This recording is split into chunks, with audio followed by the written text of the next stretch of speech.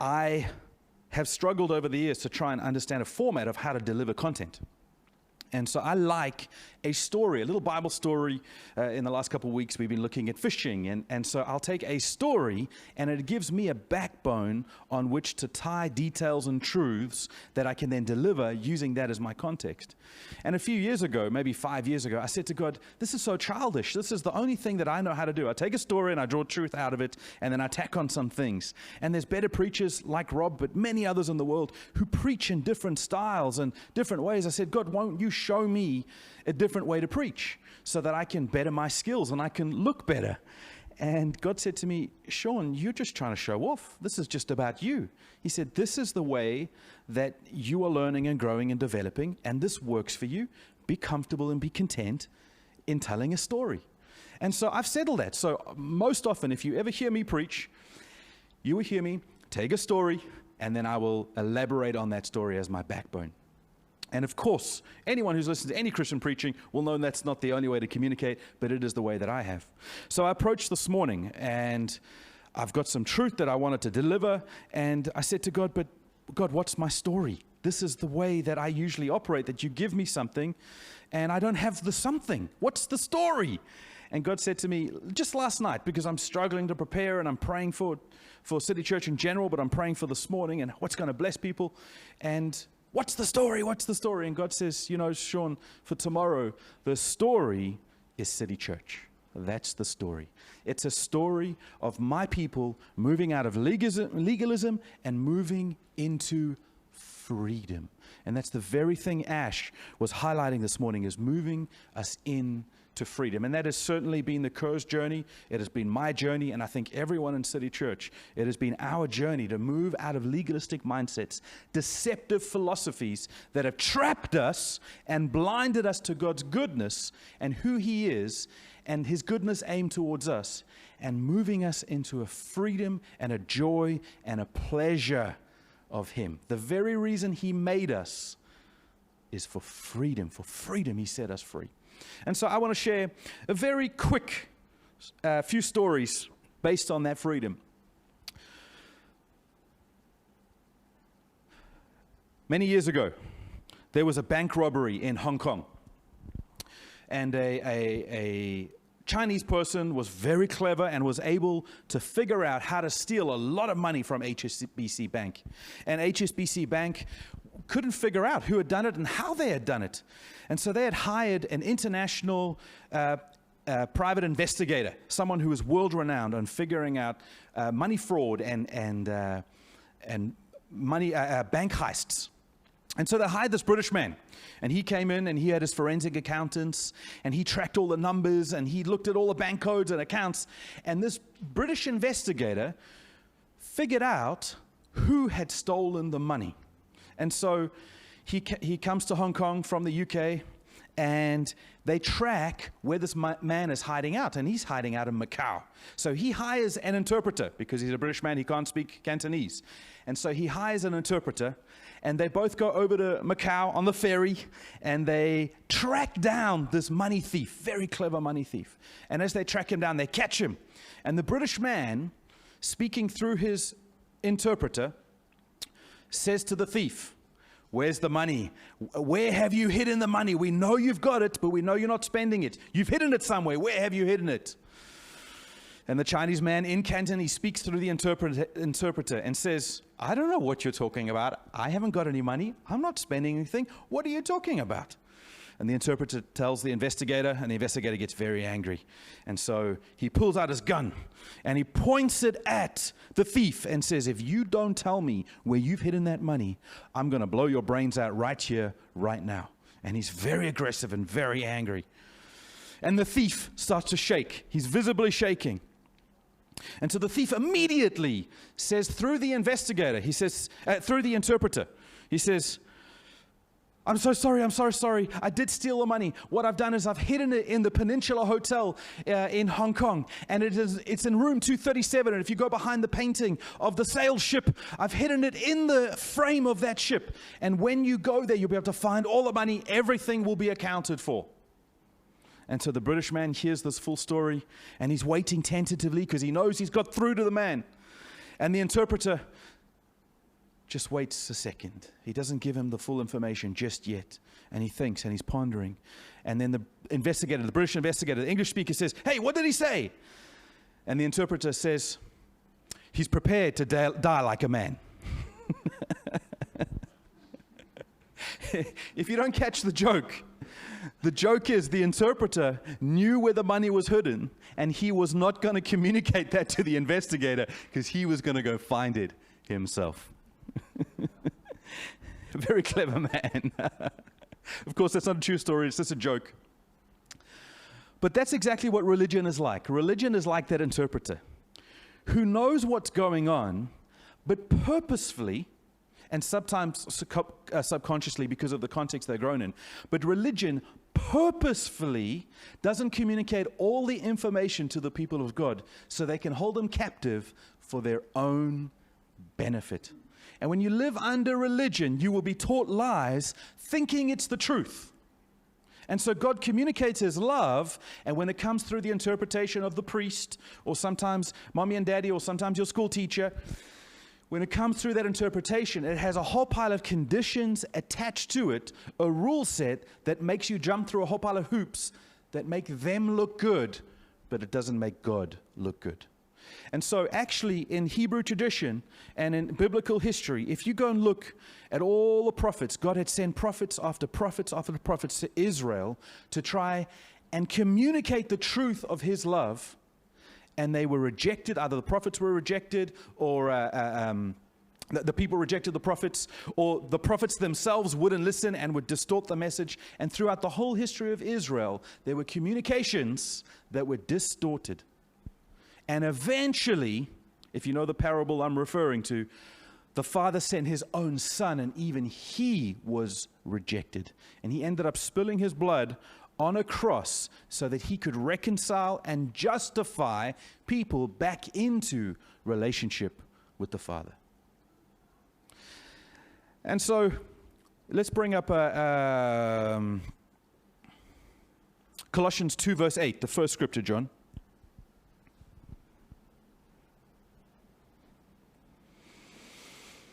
See to it that no one takes you captive through hollow and deceptive philosophy, which depends on human tradition and the basic or elemental spiritual forces of this world rather than on Christ.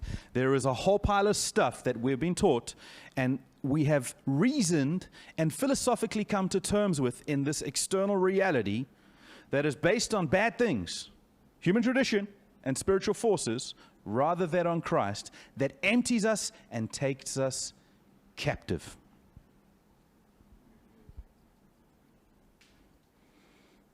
When you don't live in that freedom, you're living as a slave. You're living captive. That's just basic maths. So, in Matthew 16, Jesus is talking to Peter, and he's talking about the cross, and he's going to go to the cross so that he can reconcile man to himself. And Peter says, Jesus, it actually says he corrects him or rebukes him. Can you imagine rebuking Jesus? Peter was a brave man, or stupid. And so Peter's rebuking Jesus, and Jesus says, "Get behind me, Satan." Now, this is his friend. This is someone he's about to die for. And he's saying, "Get behind me, Satan, for you are more concerned with the things of man than the things of God." Peter was taken captive by a hollow and deceptive philosophy. And 2 Corinthians 4 verse 4 says, the God of this world has blinded their minds. And so, when you are blinded to the things of God and you are only open to the visible and you're only living from the visible, you are now captive and you are enslaved. But Jesus was trying to translate Peter from a kingdom of darkness, from a kingdom of slavery, into the kingdom of light and into the kingdom of freedom. And so he knew there was a satanic agenda behind Peter. So he says, "Peter, get behind me, fall back into line so you can come back into the things of God." Anything that contradicts exactly what Ash was preaching this morning about the freedom that we have in Christ is a hollow and deceptive philosophy. Even if the perceived fruit and the intention behind it is good. Do not think that Peter was evil. Where Peter said, no, Jesus, please don't go to the cross. I don't want you to die. Do you not think that was a good intention? It was wonderful. But from Jesus' viewpoint, it was an evil agenda because it was based on this world and not on God's perspective. And so Peter had set his mind from the wrong dimension, from the wrong realm. And so Jesus was saying that is Satan's work. Whenever you come into freedom from this world, you're coming out of a grasp of captivity and you start to see things differently.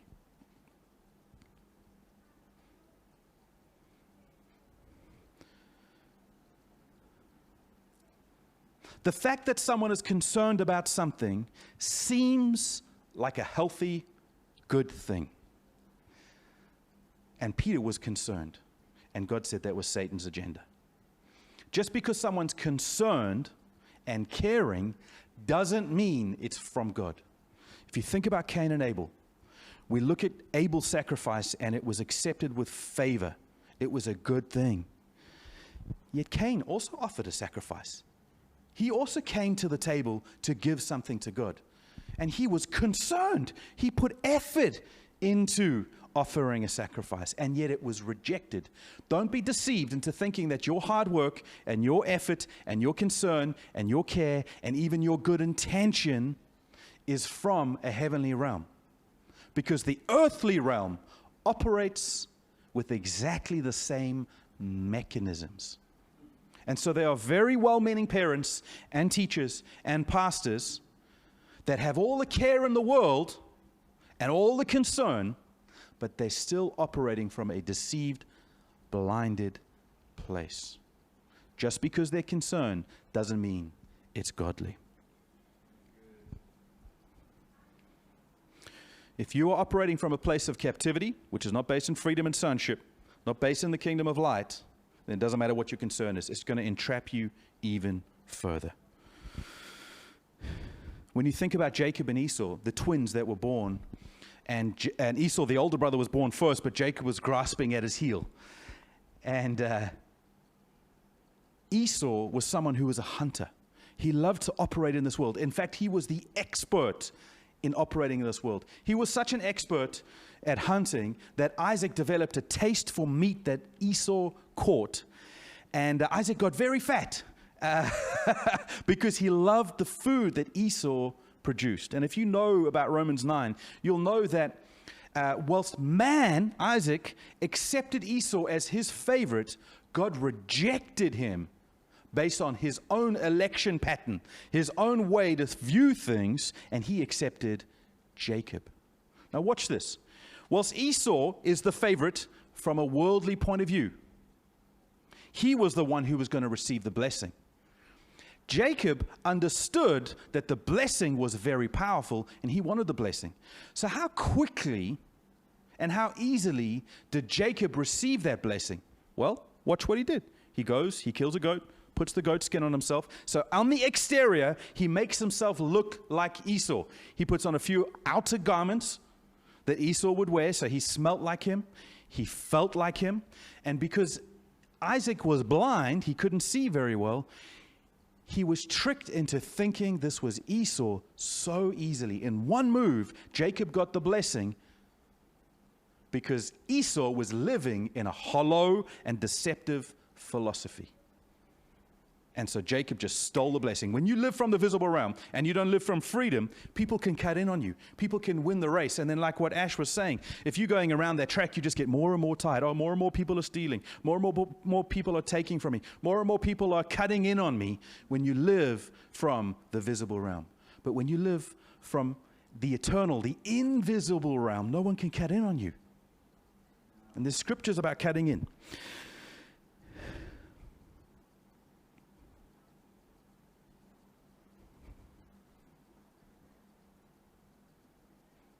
Don't be deceived into thinking that your good intention and your concern and your human tradition, which could all be good on the surface of things, are the things that bring you into freedom. What truly brings you into freedom is Christ and Christ alone. And when you operate by that faith, believing that He brought you in, not based on what you were able to do, not based on your pedigree or your lineage or who your pastor is. When you base coming into freedom based on Christ and Christ alone, that's what accesses you into the fullness of who he is. And that's what gets you out of the rat race. That's what gets you out of a race where you're running around, getting more and more tired, and being cut in on like Jacob cut in on Esau. A lot of religious people, I would say all religious people, are insecure. And they feel like they need to protect their patch because it's something so feeble and so delicately balanced that anyone with any confidence steps into that arena and they start to fall apart.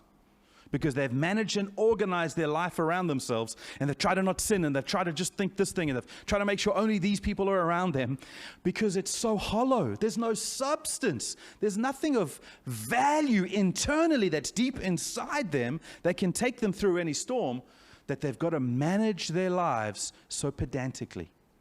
And just like Cain got jealous of Abel, the second Abel steps onto the scene, Cain's all upset, and he's miserable, and now he wants to become murderous. That is the end of religion. You become murderous for your very brother. The God of this world has blinded their minds. If you operate from the visible, you will be blind. If you operate from the invisible through Christ, everything becomes open. Everything actually becomes visible.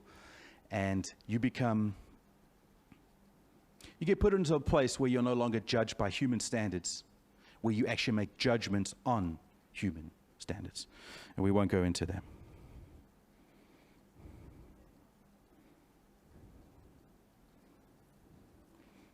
So let me recap.